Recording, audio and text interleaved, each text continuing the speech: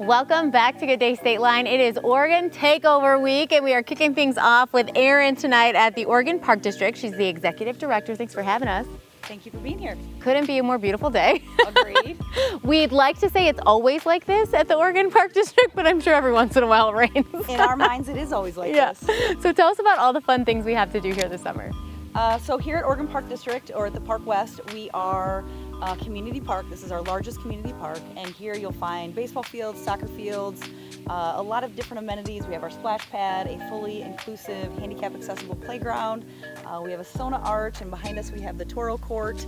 Those are just some of the amenities here.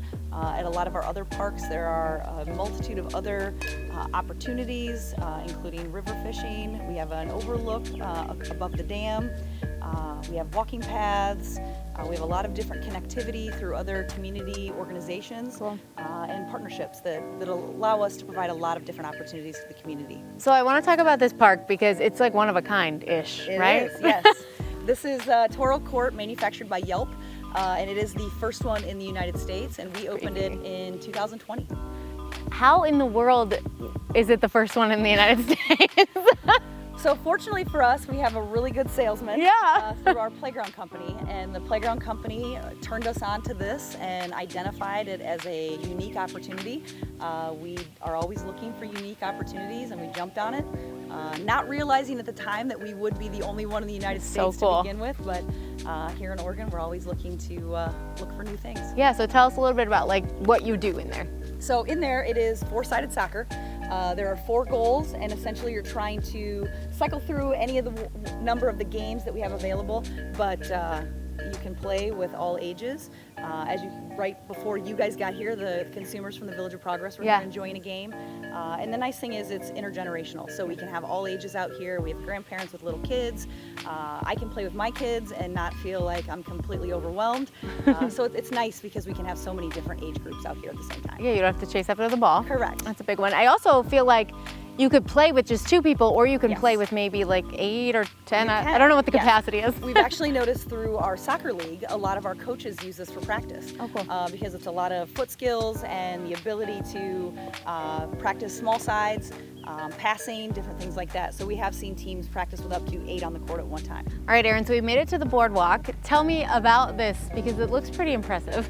Yes, so the Boardwalk was created in 2011. This is actually what a lot of people in the area refer to as Lake Mistake. So if this boardwalk did not exist, you could not cross it. There's a lot of running water from the community that ends up pooling here. Okay. So to create some type of accessibility to a lot of different features, we decided to create a boardwalk. It's a 1/4 mile long. We are connected to Veterans Prairie, which is on the other side. So you have the garden barn, which is a cooperative opportunity with the school district. We have our community gardens. The Village of Progress has access through the boardwalk to get to our parks, as well as the nursing home. And it's part of our community bike trail as well. That's so cool.